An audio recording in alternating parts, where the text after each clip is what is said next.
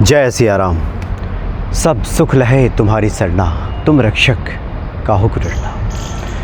ईश्वर कृपालु है, अकारण ही दया करते हैं अपने भक्तों पर।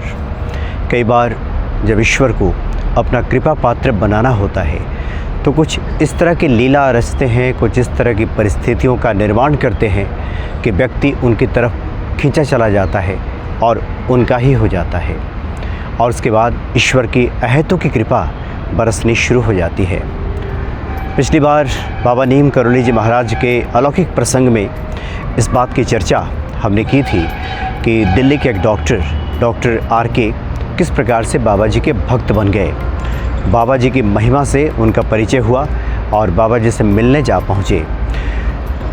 तो डॉक्टर आर.के. ने 1984 में जो कादम्बरी पत्रिका छपी उसमें अपना जो संस्मरण सुनाया है, उसमें ये लिखा है कि आखिर कैसे बाबा नीम करोली जी महाराज ने उनको अपना भक्त बना लिया।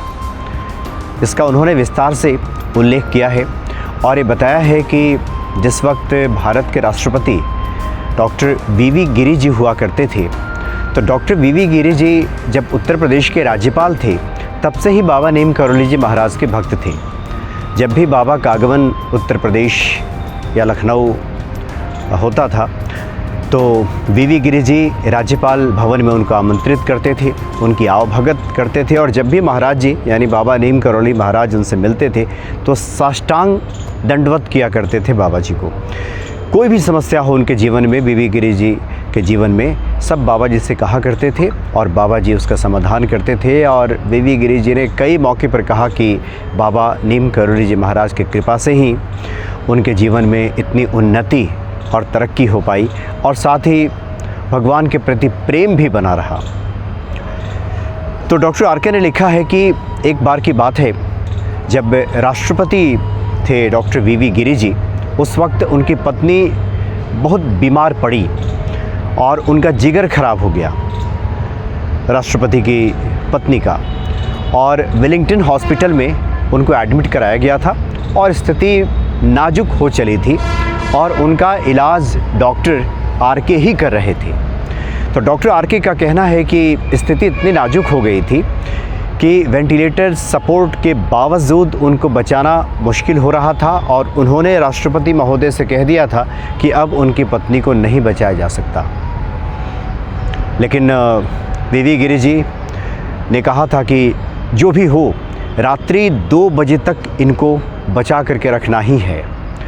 तो उस वक्त डॉक्टर आर.के. समझ नहीं पाए कि रात्रि 2 बजे का क्या रहस्य हो सकता है।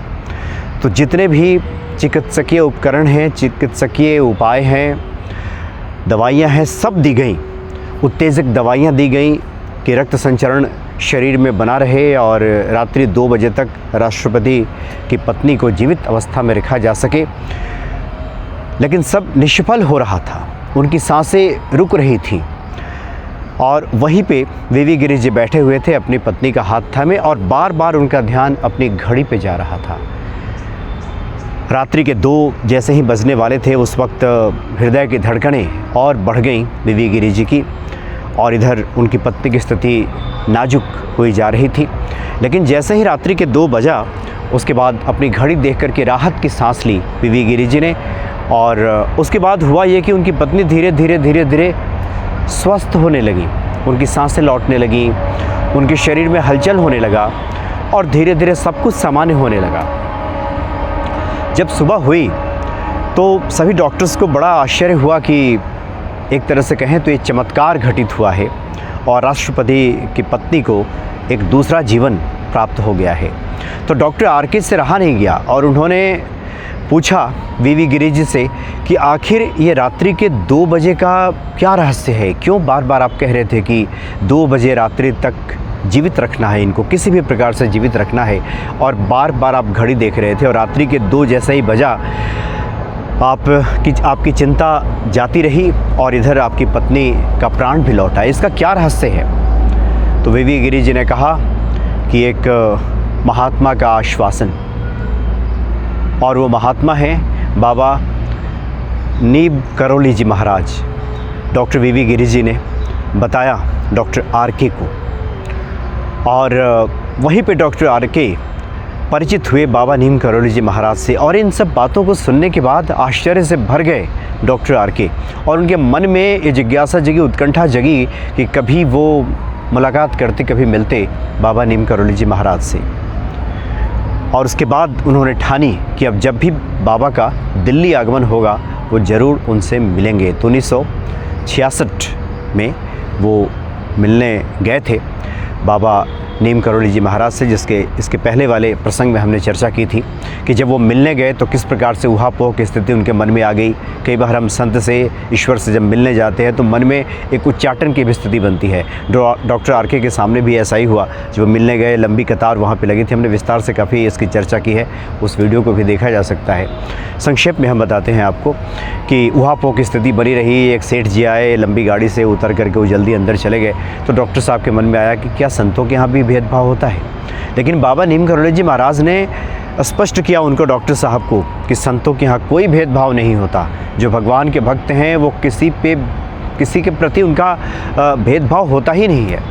वो सबको एक जैसा ही मानते हैं। सब में उसी परम तत्व की मूर्त नज़र आती है। सिए राम में ये पूरा जगत दिखाई देता है। तो बाबा नीम करौली जी महाराज ऐसे हैं कि अपने भक्तों पर जब कृपा करते हैं तो कठिन से कठिन जो समस्या जीवन में आती है, बड़ा से बड़ा संकट आता है, वो संकट भी टल जाता है। प्राणों पे भी अगर संकट आन खड़ा हुआ हो तब भी बाबा नीम करौली जी के जो भक्त हैं वो घबराते नहीं हैं, वो चिंतित नहीं होते। उन्हें भरोसा होता है, विश्वास होता है कि बाबा जी जो स्वयं श्री हनुमान जी की ही प्रतिमूर्ति हैं, सब संभाल लेंगे। क्योंकि हनुमान जी के लिए तो कुछ भी कठिन, असंभव इस जगत में है ही नहीं। कौन सुकाज कठिन जग माही, जो नहीं होई तात तुम पाही। जय सिया राम।